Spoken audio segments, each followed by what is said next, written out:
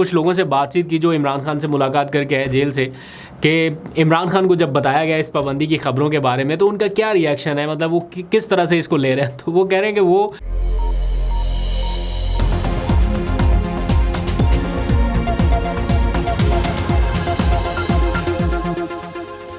बिस्मिल्लाहिर्रहमानिर्रहीम, अस्सलाम वालेकुम। पाकिस्तान और दुनिया भर में देखने और सुनने वालों को अब्दुल कादिर का सलाम। पाकिस्तान की सारी सियासत इस वक्त शाहराह दस्तूर पर वाक़ एक बिल्डिंग के इर्द गिर्द घूम रही है।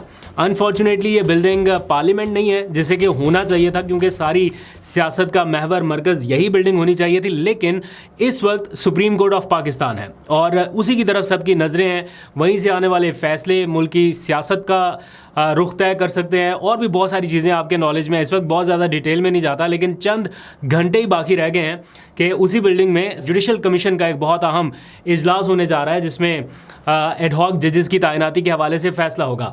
तो शाहराह दस्तूर पर एक तरफ पार्लियामेंट है, बिल्कुल उसके साथ सुप्रीम कोर्ट ऑफ पाकिस्तान की बिल्डिंग और उसके बिल्कुल सामने इलेक्शन कमीशन ऑफ पाकिस्तान। तो इन तीनों बिल्डिंग्स में क्या हो रहा है और क्या होने वाला है, ये ज़रा आज के दिन का पूरा ओवरव्यू आपके सामने रख देता हूँ, क्योंकि शुरुआत हुई है पार्लियामेंट से। पीटीआई काफ़ी एग्रेसिव मूड में नज़र आ रही है, क्योंकि कल हमने जिक्र भी किया था, कुछ लोगों का ये ख्याल था कि पीटीआई थोड़ा सुस्ती का मुजाहरा कर रही थी, एग्रेसिव पॉलिसी इस मामले में नहीं अपनाई जा रही, जिसका फ़ायदा अल्टीमेटली हुक्मरान इत्तेहाद उठा रहा था और वो ज़्यादा दबाव के साथ अपनी पॉलिसी को लेके, अपने नैरेटिव को लेके आगे चल रहा था। तो आज फिर पीटीआई ने थोड़ा जलवा दिखाया। रेड जोन के ऊपर हमने देखा एक बहुत एग्रेसिव किस्म का एहतजाज हुआ और उसके बाद फिर पीटीआई के जो आईएलएफ के लॉयर्स हैं उन्होंने एक भरपूर किस्म की प्रेस कॉन्फ्रेंस की।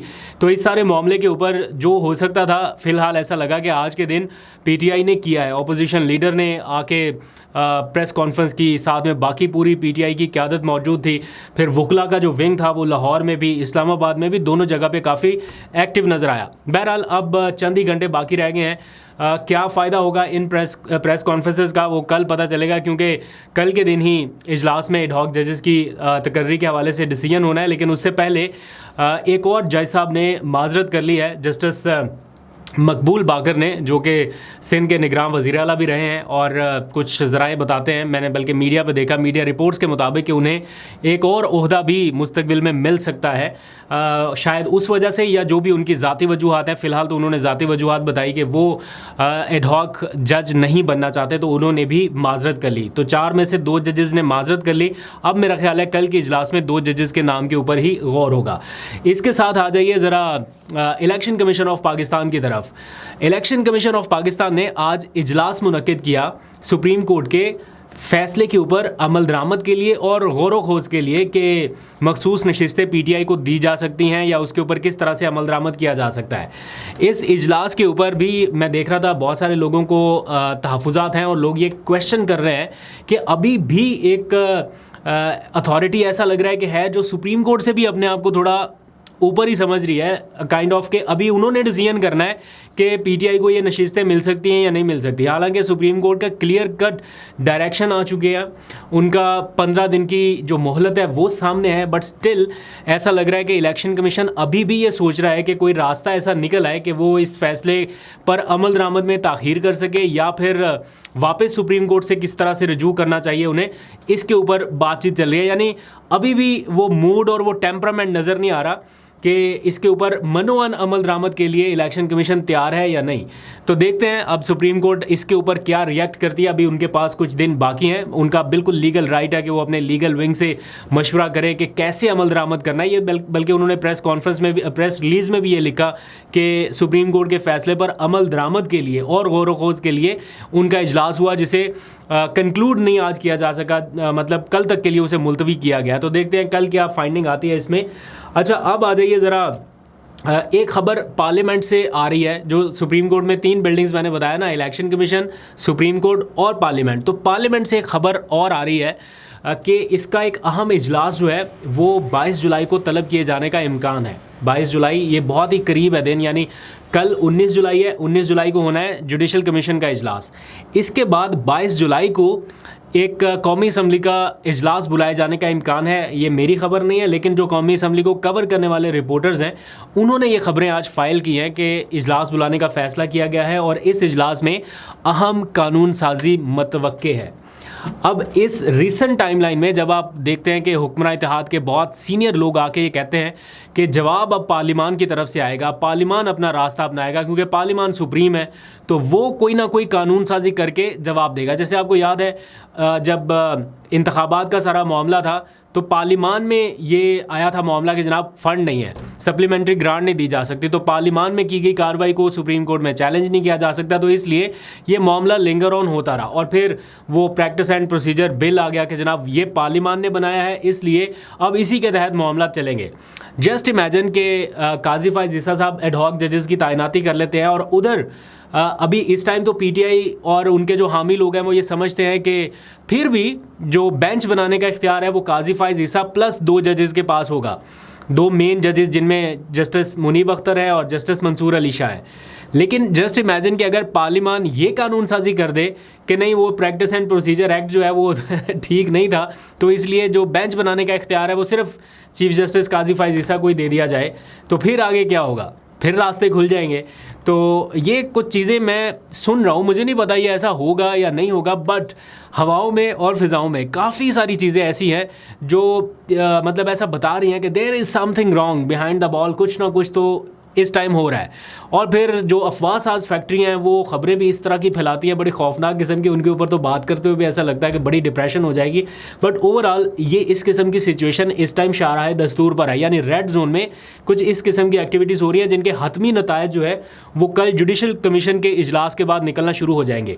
जो PTI का विंग है ILF, उन्होंने ये मुतालबा किया है कि अगर एडहॉक जजेस तैनात करना ही है तो नए चीफ जस्टिस के आने तक इस मामले को मौखर किया जाए या नए चीफ जस्टिस इसको देखें, क्योंकि टेक्निकली वो नुक्ता ये निकालते हैं कि ये तब जजेस अपॉइंट किए जाते हैं जब सुप्रीम कोर्ट में जजेस की तादाद कम हो या कोई वैकेंसी खाली हो कि जजेस अभी पूरे नहीं हैं तो एडहॉक जज को ले आएँ। इस वक्त तो तमाम के तमाम 17 जजेस पूरे हैं, 16 जजेस और एक चीफ जस्टिस, तो 17 जजेस का जो एक कोरम है वो पूरा है। तो फिर किस तरह से लाए जा सकते हैं, इसके ऊपर वो जारी बात है अपने अपने तशरीह कर रहे हैं। जो हुक्मरान इत्तेहाद है वो अपने तौर पे लगा हुआ है, जो अपोजिशन इत्तेहाद है वो अपने तौर पे लगा हुआ है।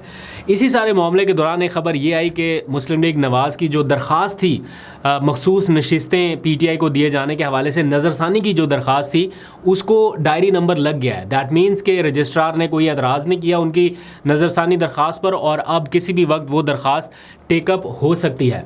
अमूमन जो मैंने अभी तक अंडरस्टैंड किया है या जो मेरी अंडरस्टैंडिंग है, मैं समझा हूँ, इतना कानून का तालिब इल्म तो नहीं हूँ, लेकिन ऐसा होता है कि जिस बेंच ने केस का फ़ैसला किया हो उसी बेंच के पास ये मामला वापस जाता है, उन्हीं जजेस के पास वापस जाता है, क्योंकि कोई और एक्स्ट्रा जजेस इसलिए नहीं डाले जाते कि उन जजेस ने तो पहले पूरा केस ही नहीं सुना हुआ जिस बेंच ने फ़ैसला दिया है, तो इसलिए नज़रसानी का मामला सेम जजेस के बेंच के पास जाता है। अब पता नहीं एडहॉक जजेस आने के बाद क्या कंपोजिशन होगी, क्या सिचुएशन होगी, ये खैर साथ साथ पता चलता रहेगा। आप भी सीख रहे हैं, हम भी साथ साथ सीखते रहेंगे। अब ये पता चला है कि PTI के ऊपर जो पाबंदी का मामला है ये जिस तरह एग्रेसिवली लॉन्च किया गया था कि बस अभी के अभी पाबंदी लगने लगी, उस तरह मामला नहीं था। मैंने आपको पहले भी बताया था कि ये बराह रास्त हुकूमत के कंट्रोल में नहीं है ये चीज़। उसके लिए वो कौमी असम्बली के इजलास में कोई कानून साजी करके उसका सहारा ले, वो अलग बात है, क्योंकि उसके अंदर ये चीज़ें डिस्कस होनी है और ये तासुर दिया जाएगा कि पार्लिमान को एतमाद में लिया गया और पार्लिमान का फ़ैसला है और पार्लिमान चूँकि सुप्रीम है इसलिए इसको किसी जगह पे चैलेंज नहीं किया जा सकता, व्हाटएवर। तो इस पाबंदी के मामले को लेके PMLN थोड़ा सा पीछे हटी है। आपने मुतज़ाद बयान देख लिए, अंदर कहते कुछ लोग कहते हैं कि लगनी नहीं चाहिए पाबंदी, कुछ लोग कहते हैं कि अभी फ़ैसला हुआ नहीं और आपने पहले शोर मचा दिया। बहरहाल जो वज़ीर इत्तलात की प्रेस कॉन्फ्रेंस होती है वो रिप्रेजेंट करती है पूरी गवर्नमेंट को। ऐसा नहीं हो सकता कि अता तारड़ साहब ने अपने तौर पर आगे कोई प्रेस कॉन्फ्रेंस कर दी और फ़ैसला हुआ नहीं था। ऐसा लगता है कि कोई बैकफायर जैसी फीलिंग आ रही है PMLN को, इसलिए इसको उन्होंने थोड़ा सा रिवर्स गेयर लगाया। बट अंडर डिस्कशन है और इस मामले में अभी पता चला कि वो डिस्कशन करेंगे आसिफ जरदारी के साथ भी और चौधरी शुजात हुसैन साहब के साथ भी। आसिफ जरदारी के साथ चलो इन अ सेंस करने बनती है कि उनकी पार्लियामान में एक बड़ी रिप्रेजेंटेशन है, जैसे भी है, बट है। लेकिन चौधरी चलें ठीक है, उनका अपना पॉइंट ऑफ व्यू है, उनकी अपनी इत्तेहादी जमातें, उनका हक है, बिल्कुल करनी चाहिए। तो चौधरी शुजात हुसैन साहब के साथ भी वो कर रहे हैं और भी दीगर जमातें। अब मौलाना के साथ तो वो करने की पोजीशन में नहीं है, क्योंकि मौलाना जो हैं वो इस टाइम थोड़े साइड लाइन पे हो चुके हैं। इस सारे मामले में अब आप ज़रा इमेजिन करें कि एक तरफ है पाबंदी की तलवार, जैसे भी है जो भी है, एक तलवार तो लटक गई ना कि पाबंदी लगने लगी है। मैंने आज कुछ लोगों से बातचीत की जो इमरान खान से मुलाकात करके आए जेल से, कि इमरान खान को जब बताया गया इस पाबंदी की खबरों के बारे में तो उनका क्या रिएक्शन है, मतलब वो किस तरह से इसको ले रहे हैं। तो वो कह रहे हैं कि वो इसके ऊपर हंस रहे हैं सिर्फ, और कोई रिएक्शन नहीं है उनका। और वो मतलब उन्होंने इस बात को इतना लाइट लिया हुआ है कि उनको पता है कि ये भी करके देख लें, इसके भी नतायज उनको वो नहीं मिलने जो वो चाहते हैं। और प्लस जिस पार्टी के ऊपर पाबंदी लगने जा रही है उस पार्टी की तंजीम साजी के लिए इमरान खान ने हिदायत जारी कर दी हैं। ये तंजीम साजी थोड़ी डिफरेंट नौइयत की है, उखाड़ पिछाड़ होनी है इस तंजीम साजी में। और मुझे बताया गया है कि बड़े पैमाने पर पंजाब में उखाड़ पिछाड़ होगी और कुछ ओहदे जो हैं वो बदले जा रहे हैं। लाइक जैसे पंजाब का प्रेसिडेंट है ना, तो अब इसको रीजनल प्रेसिडेंट बना के थोड़ा निचली सतह तक लाने की कोशिश की जा रही है। तो वो पावर जो है वो किसी एक शख्स के पास नहीं बल्कि उसको सबके पास भेजा जा रहा है। तो देखते हैं, जैसे इमरान खान की एक सोच होती है ना बल्दियाती इंतखाबात जैसी, उस तरह के एक प्लान के ऊपर अमल दरामद होने जा रहा है। तो अच्छा खासा झाड़ू फिरने वाला है। अच्छा, अब इसके साथ साथ दो खबरें लीगल फ्रंट से। इमरान खान और बुशरा बीबी की गिरफ्तारी नैब के केस में आपको मालूम है हो चुकी है। तो इसको चैलेंज कर दिया गया है इस्लामाबाद हाई कोर्ट में कि ये गिरफ्तारी जो है ये गैर कानूनी है, और इस गिरफ्तारी को कलअदम करार देके इमरान खान और बुशरा बीबी को इस केस में रिहा करने का हुक्म दिया जाए। और साथ ही किसी भी नए केस में जो गिरफ्तारी है वो अदालत की इजाज़त से मशरूत कर दी जाए, वरना तो एक केस के बाद दूसरा, दूसरे के बाद तीसरा, तीसरे के बाद चौथा, इस तरह आता जाएगा ये सारा मामला। तो इसके ऊपर अभी केस टेकअप नहीं हुआ लेकिन फ़ाइल हो गया। तो देखेंगे जब इसके ऊपर कोई अपडेट होगी वो भी मैं आपसे शेयर कर लूँगा। ये इस्लामाबाद से, यानी इस्लामाबाद हाई कोर्ट से ख़बर है। दूसरी लाहौर हाई कोर्ट से ख़बर ये आई कि जिन केसेस में 3 केसेस हैं 9 मई से मुतालिक, जिनमें इमरान खान साहब की ज़मानतें मनसूख हुई हैं, सिर्फ इस वजह से कि वो पेश नहीं हुए अदालत के सामने, बल्कि हकीकत यह है कि उन्हें पेश किया नहीं गया। बट अदालत के सामने ये रीज़निंग थी कि वो पेश नहीं हुए तो उनकी अबूरी ज़मानतें मनसूख हो गई थी। तो उनको रीस्टोर कराने के लिए इस्लामाबाद माफ़ कीजिएगा लाहौर हाई कोर्ट में PTI के वकला ने रजू किया था।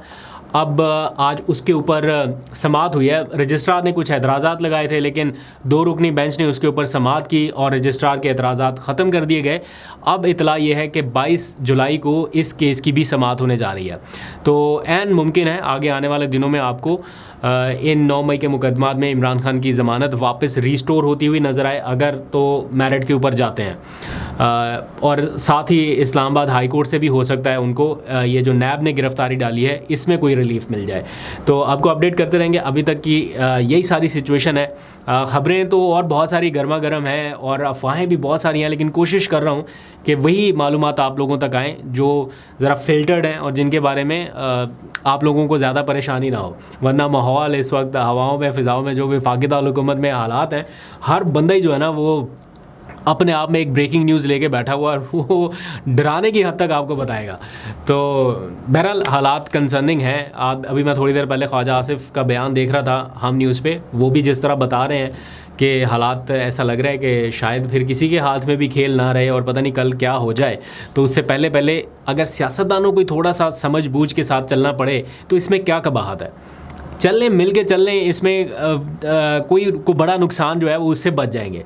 लेकिन अगर सियासतदानों ने इसी तरह करना है, और देखें एक मैं एग्जांपल अभी देख रहा था, वो डर ये है कि अगर इमरान खान आ गया, बाहर आ गया या इमरान खान रिलीज़ हो गए तो वो ऐसी फाशिज़म करेंगे जिसकी कोई हद नहीं। और अंदाज़ा लगाएं कि उसको रोकने के लिए खुद ये सारा कुछ करे जा रहे हैं।